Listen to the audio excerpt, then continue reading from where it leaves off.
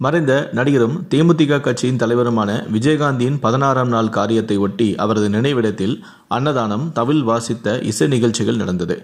தேமுதிக தலைவரான விஜயகாந்த் உடல்நலக்குறைவால் டிசம்பர் 28ஆம் தேதி காலமானார். அவரது உடலானது கோயம்பேட்டில் உள்ள கட்சி தலைமை அலுவலகத்தில் நல்லடக்கமும் செய்யப்பட்டது. நாள்தோறும் அங்கு வந்து பொதுமக்கள், கட்சியினர், முக்கிய பிரமுகர்கள், நடிகர்கள் என பலரும் அஞ்சலி செலுத்தி வருகின்றனர். விஜயகாந்தின் 16வது நாள் காரியத்தை ஒட்டி அஞ்சலி செலுத்த வந்தவர்களின் கூட்டம் அதிகமாக இருந்தது. நீண்ட வரிசையில் நின்று அங்கு அலங்கரித்து வைக்கப்பட்டிருந்த விஜயகாந்தின் போட்டோவிற்கு மலர் தூவி அஞ்சலியும் செலுத்தினர்.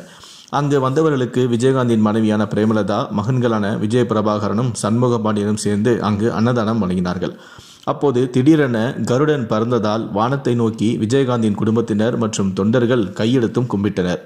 அப்போது கருடன் வந்ததை கவனிக்காத தன்னுடைய மூத்த மகனான விஜய் பிரபாகரனை அழைத்த பிரேமலதா, அங்க பாருடா, வானத்துல பாருடா, அப்பா வந்திருக்காரு என கை காட்ட மகன் வானத்தை நோக்கி பார்த்து கண் கலங்கினார்.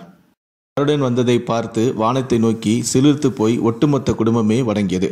தற்போது இது தொடர்பான வீடியோ தான் சமூக ஊடகங்களில் வைரலாக பகிரப்பட்டு வருகிறது. இந்த வீடியோவை பற்றிய உங்களுடைய கருத்துக்களை கீழே இருக்கக்கூடிய கமெண்ட் செக்ஷன்ல மறக்காம சொல்லுங்க. முடிந்த அளவுக்கு இந்த வீடியோவை மற்றவங்களுக்கும் ஷேர் பண்ணுங்க. நன்றி, வணக்கம்.